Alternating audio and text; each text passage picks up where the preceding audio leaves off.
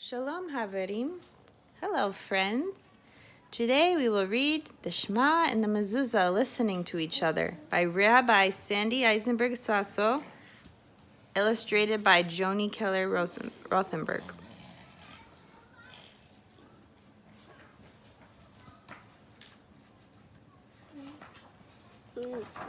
This is a story about conflict and compromise.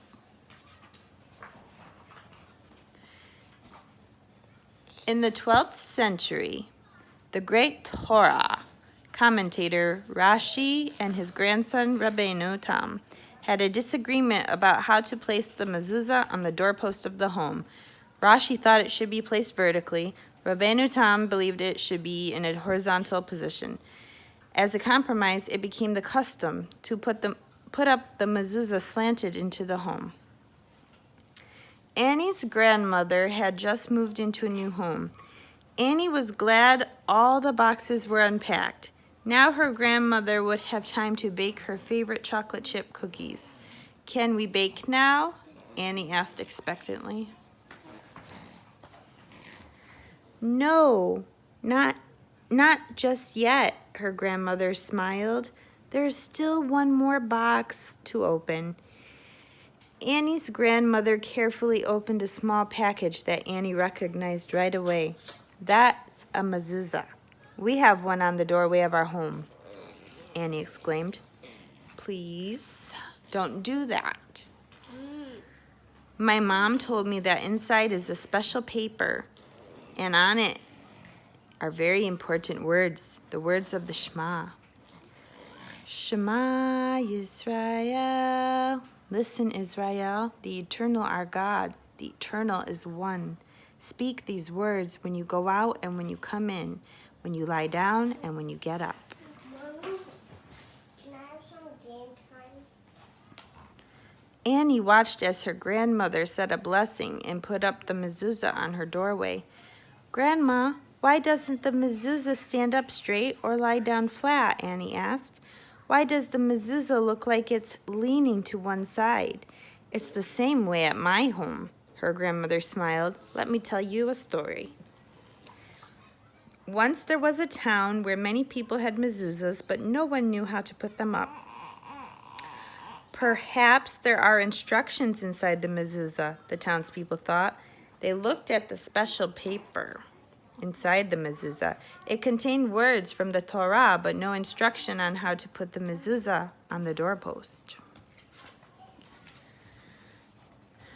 Half the people said, "We should put the mezuzah standing up, since the words tell us to say the Shema when we get up in the morning." Half the people insisted the mezuzah should be lying down. "The words tell us to say the Shema when we lie down at night." Neither side wanted to listen to the other. They just argued and kept shouting and shouting. One side screamed, "Standing up!" The other side shrieked, "Lying down!" "Standing up!" "Lying down!" "Standing up!" "Lying down!" The two sides yelled and yelled. They argued all through the day. They argued all through the night. Standing up, lying down. What were the people to do? They decided to ask the rabbi of the town. The rabbi turned his head to one side and listened. The rabbi turned his head to the other side and listened.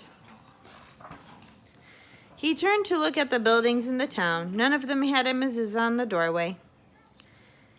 "What are we to do?" the townspeople asked the rabbi. "Shall we put the mezuzah standing up or lying down?"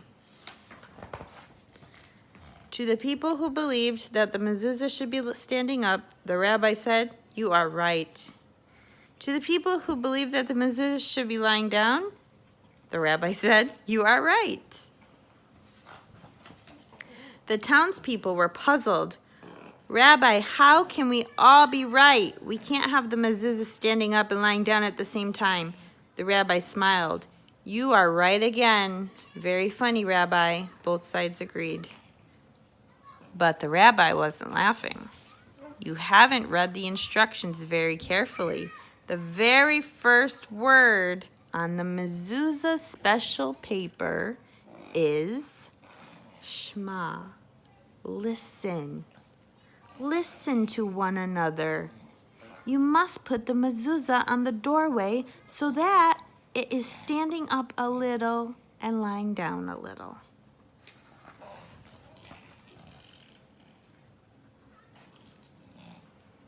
The people who wanted the mezuzah standing up listened to the people who wanted it lying down and said, well, if we slant the mezuzah, it will almost be standing up. The people who wanted the mezuzah lying down listened to the people who wanted it standing up and said, well, if we slant the mezuzah, it will almost be lying down. Both sides like the rabbi's idea. The people stopped shouting. They stopped arguing. They stopped yelling. They listened.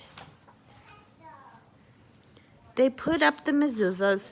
The people lived in many different kinds of homes, but they were one people. It is just like the Shema tells us. God is one. And that is how Annie's grandmother said. It has been ever since. When we place the mezuzah on our doorway, it is not standing up and it is not lying down. It is leaning into our home just the way it should be. When we enter our home and see the leaning mezuzah, we remember, she said softly. We stop shouting. We stop arguing. We stop yelling at each other. We listen. We are one. Mom. And I love this story because it teaches us about Shalom Bayit, peace in our home. Now you can